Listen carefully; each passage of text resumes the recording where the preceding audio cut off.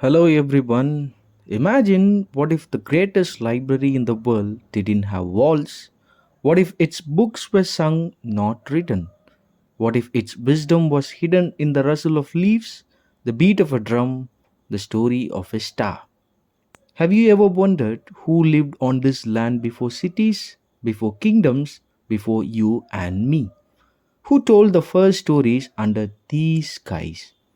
What if I told you, right here in Tamil Nadu, on these very hills and forests, there are people who have been telling those stories for thousands of years? But here is the big question: why don't we hear them? Why are their voices missing from our textbooks, our movies, or our conversations? Today, we are about to discover a hidden treasure: the songs, stories, and wisdom of tribal literature. Are you ready to listen? Because the past is speaking and it has been waiting for you. The Forgotten Songs, an introduction to tribal literature. What if I told you that some of the world's greatest epics, oldest poems, and deepest wisdoms were never written in books, but carried in songs, dances, and stories by people you may have never met? Today, we will journey into tribal literature, the voice of indigenous communities, with a special focus on Tamil Nadu, India, and the world. What is tribal literature? Tribal literature refers to the oral and written creative expressions of indigenous and tribal communities. It is not just folklore, it is a record of the history, beliefs, struggles, celebrations, and survival, told through songs, myths, chants, riddles, epics, and more recently, written works. For example, the Wali paintings of Maharashtra tell stories of creation. The Toda chants of Nilagiri speaks of sacred buffaloes and hills, and the Native American creation stories explain how the world was born. Tribal literature gives us a window into a worldwide that respects land, ancestors, and the community, a wisdom we urgently need today. Why should we study tribal literature? Puvi Sira Navdo, Erisira Navdo, Kosiri Navdo, Karasirao Navdo. Confused? Let me translate in your understanding. மலையின் பூக்களை கொண்டாடுகிறோம், புனிதமான மாட்டை வாழ்த்துகிறோம், பசுமை நிறைந்த நிலத்தை பாடுகிறோம், மேகமும் மழையும் அருள் கூறட்டும். It is a song sung by the native Toda people of Nilagiri. So, why we study tribal literature? Because it preserves endangered cultures, it reveals alternative histories beyond the dominant narratives, it deepens our understanding of sustainability, community, and identity. It helps dismantle prejudices and celebrates diversity. As Magashweta Devi, who championed Adivasi rights in India, once said, the stories of the forest are also the stories of our conscience. So, how many tribes are there? Let's look at some authentic recent data to grasp the scale of this heritage. In the world, according to the UN Permanent Forum on Indigenous Issues, released in 2023, there are around 476 million indigenous people in over 90 countries. They make up about 6.2% of the global population. They belong to over 5,000 distinct cultures or tribes. In India, India has the largest tribal population in the world after Africa. As per the Census 2011, there are about 104.3 million scheduled tribes, 8.6% of India's total population. It's spread across 700 officially recognized tribes. They speak over 100 languages and countless dialects. What about Tamil Nadu? In Tamil Nadu has recognized 36 scheduled tribes making up 1% of its population. Notable tribes include Toda, Kota, Kurumba, Irula, Paniyan, Kattunayagan, Malayali, Malayvedan, Kanigaran, and so on. They are concentrated mainly in the Nilgiris, Dharmaburi, Salem, Erode, Viluppuram, and Coimbatore districts, and so. Each of these communities has their own stories, songs, and rituals, many of which remain undocumented. So, what are the important literary works of tribal people? Across the world, Leslie Mormon Silko, his work Ceremony, a novel blending Native American stories with modern life. Also, N. Scott Momday's House Made of Dawn is a Pulitzer Prize winning novel. The Australian Aboriginals' Dreamtime stories are still passed on orally. Maori poetry and Haka performances are still alive in New Zealand. What about India?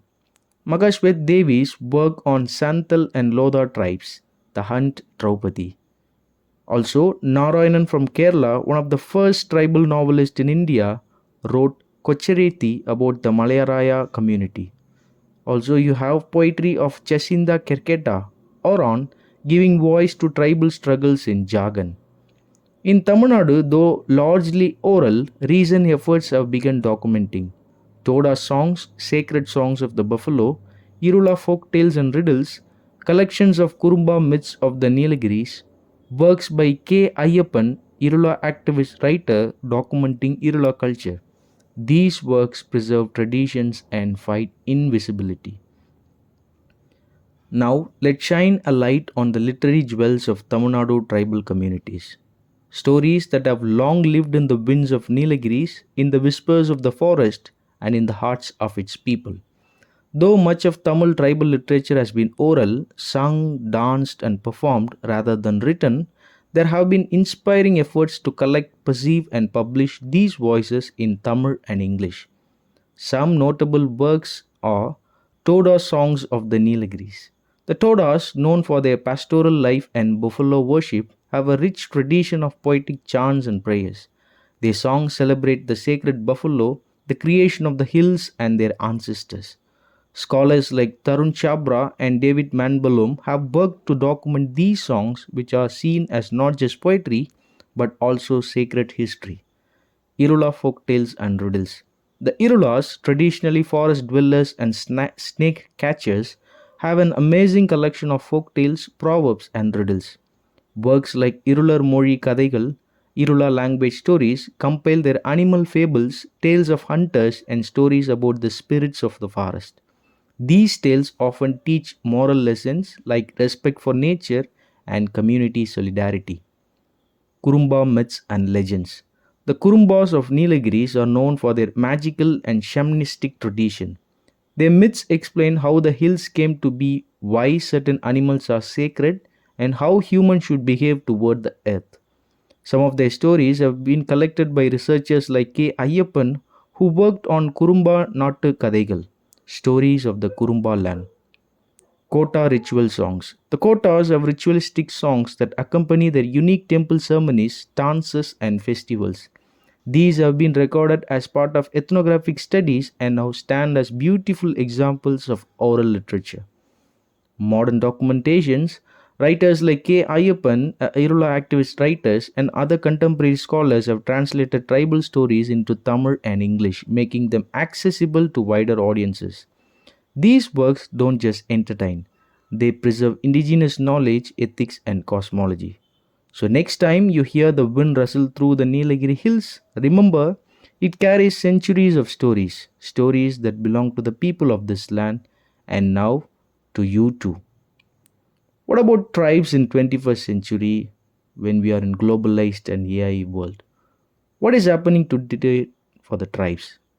Many tribal lands are under threat from mining, deforestation, and development. Globalization has brought education, healthcare, but also cultural erosion. Young tribals migrate to cities, leaving behind traditions. Languages are vanishing. UNESCO notes a tribal language disappears every 2 weeks.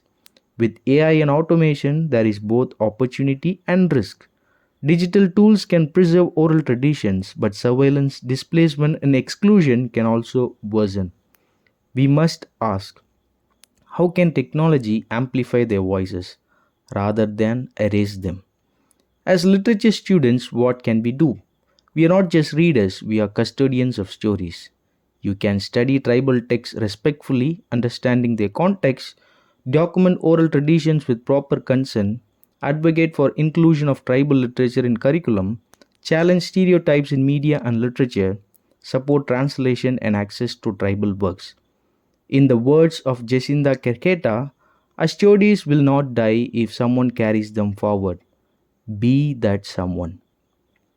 When we study tribal literature, we are not just looking at the past, we are looking at another way to imagine the future. A future where no story is too small, no language too obscure, no people too invisible. Let's begin to listen, let's begin to learn, let's begin to honor the voices from the hills, the forest, and the margins. Thank you.